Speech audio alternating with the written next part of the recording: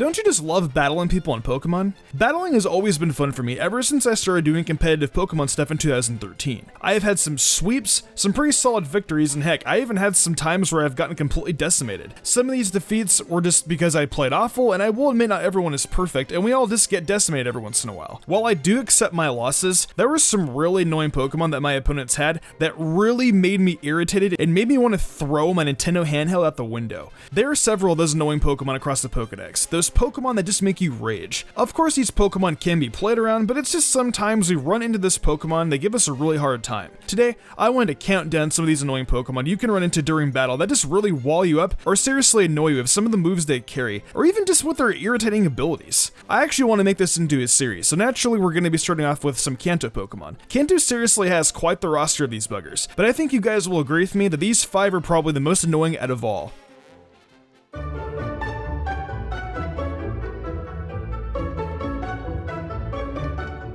I don't know how many times I've been walled by a Chansey before. It's soft-boiled, toxic, heal bell, repeat. Then there's seismic toss that does damage based off of its level rather than its actual attack power. Chansey has god-awful attack stats, but this thing is just so fat with its massive HP stat that I really don't even think it matters. That base 105 special defense stat is nothing to laugh at neither. What really makes Chansey an irritating foe is its ability to hold an Eviolite. The Eviolite has the power to boost a non-fully evolved Pokemon's defenses much higher. Eviolite Chansey can be super irritating if you don't have a Pokemon with knockoff, but if you do, you're in a much better position with that Eviolite gone. Eviolite is more or less easier to deal with, that's why Chansey's only sitting at number 5, but people still have problems with it. That's why it's sitting here in the top 5 at least. Also, just get a decent fighting Pokemon and this thing gets decimated as well.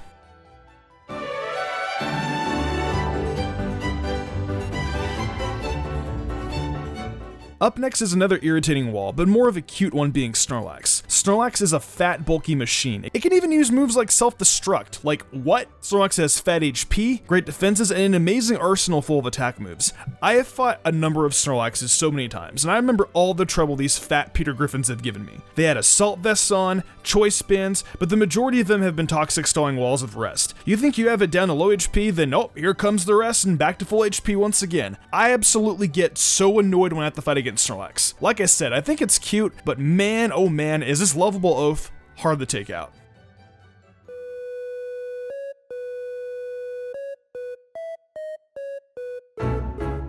Coming in at the number 3 spot, we have the OG Fairy-type Pokemon Clefable. Now back in the day, Clefable was a pretty decent Pokemon to use in-game, but not so much competitive-wise. Now I'm not saying it was bad, it just wasn't amazing. But with the introduction of the Fairy-type in Generation 6, Clefable turned into a beast in the competitive scene. Its stats may not be the best, however it has a decent amount of bulk with 95 HP and 90 special defense, as well as a solid 95 for its special attack. These factors, in addition to a pretty solid move pool, allow it to serve multiple different roles. It can be a wall of soft-boiled, wish and leftovers, or you can have a calm mining super with the option to stall or set up. I've always liked Clefable, and like I said, the addition of the fairy type into the Pokemon franchise just made it much more fun to use as well as annoying to go against, which is why it made itself to the center of this list.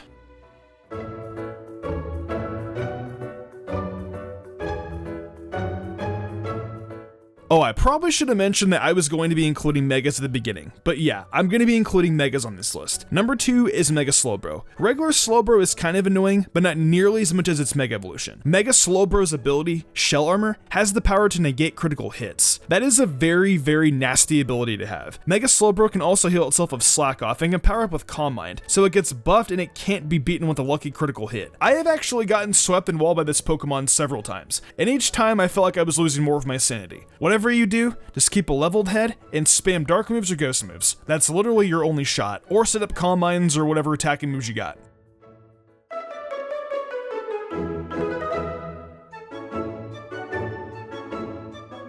Alright, so you may or may not have guessed number 1. Earlier I mentioned Megas. Have you guessed yet? Well, if you haven't, Mega Kangaskhan is number 1. I'll tell ya, this thing gave me nightmares when I fought it in the start of Pokemon X and Y. Mega Evolutions just came out and I loved them a lot, but this Mega Mom kicked my ass every time I faced it. Parental Bond swept my team so many times. I couldn't counter it. Then I just formed a team around Machamp and I took it down in a matter of seconds. Parental Bond alone is what makes this thing so dang deadly. Like, it literally hates me. It's like it has a grudge against me to sweep me every time I face it. It's also got a wide move pool being normal type, and it has a whole bunch of moves that can be deadly and unpredictable. Anytime I see it, I just want to forfeit all my matches.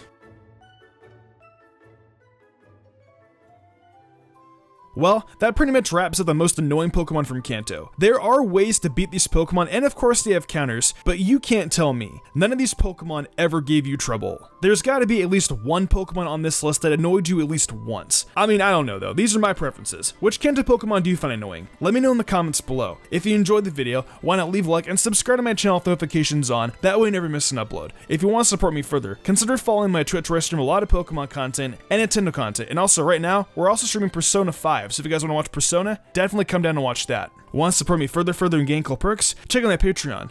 Fly Jubilee, Daniel Leone, Lady Crimson, Pal491, Lazy Leo, Matthew Young, Austin Lego, and Jarrett Weez Austin did. I wanted to thank them personally for going above and beyond. It means the world to me. I think I'm gonna wrap this up though. I'm Mr. Gumbrian, and I will see you in the future for more awesome Pokemon content.